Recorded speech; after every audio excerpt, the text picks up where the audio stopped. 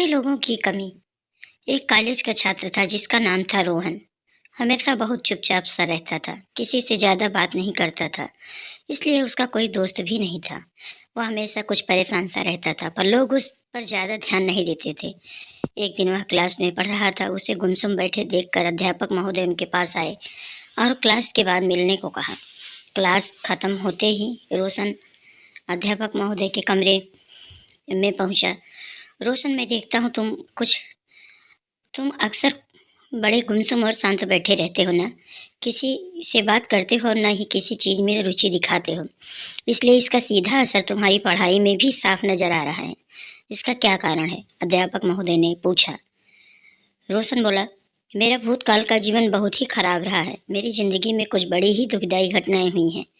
मैं उन्हीं के बारे में सोचकर परेशान रहता हूँ और किसी चीज़ में ध्यान केंद्रित नहीं कर पाता हूँ। अध्यापक महोदय ने ध्यान से रोशन की बातें सुनी और मन ही मन उसे फिर से सही रास्ते पर लाने का विचार करके सोमवार को घर पे बुलाया। रोशन निश्चित समय पर अध्यापक महोदय के घर पहुंच गया। रोशन, क्या तुम नींबू शरबत पीना पसंद करोगे? अध्यापक ने पूछा। जी, रोशन ने झिझकते हुए कहा। अध्यापक महोदय ने नींबू शरबत बनाते वक्त जानबूझकर नमक ज्यादा डाल दिया। रखी शरबत का एक घूंट पीते ही रोशन ने अजीब सा मुंह बना लिया। अध्यापक महोदय ने पूछा, क्या हुआ? तुम्हें पसंद नहीं आया क्या? जियो, इसमें नमक थोड़ा अधिक पड़ गया है। रोशन अपनी बात कह ही रहा था कि अब अध्यापक महोदय ने उसे बीच में ही रोकते हुए कहा, ओह ओह, कोई बात नहीं, मैं इसे फेंक देता हूँ, अभी किसी काम का नहीं रहा। ऐसा कहकर अध्यापक महोदय गिलास उठा ही रहे थे कि रोशन ने उन्हें रोकते हुए कहा, नमक थोड़ा सा अधिक हो गया है, तो क्या हम इसमें थोड़ी और चीनी मिला दें तो ये बिल्कुल ठीक हो जाएगा। बिल्कुल ठीक रोशन, यही तो मैं तुमसे सुनना चाहता था।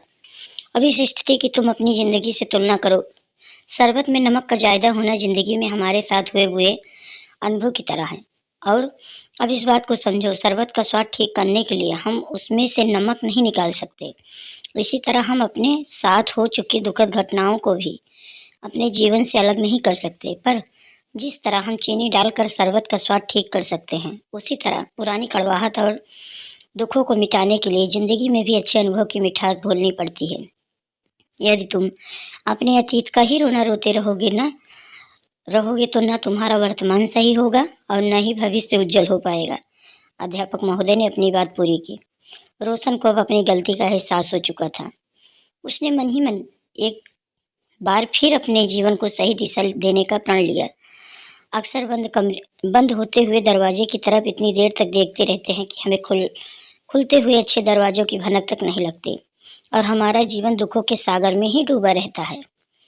जरूरी है कि हम अपनी पुरानी गलतियां या फिर तकलीफों को भूलना सीखें और जिंदगी को फिर से नई दिशा की ओर मोड़ें। मेरी वीडियो अच्छी लगी हो तो मेरे चैनल को लाइक करें, शेयर करें, सब्सक्राइब करें।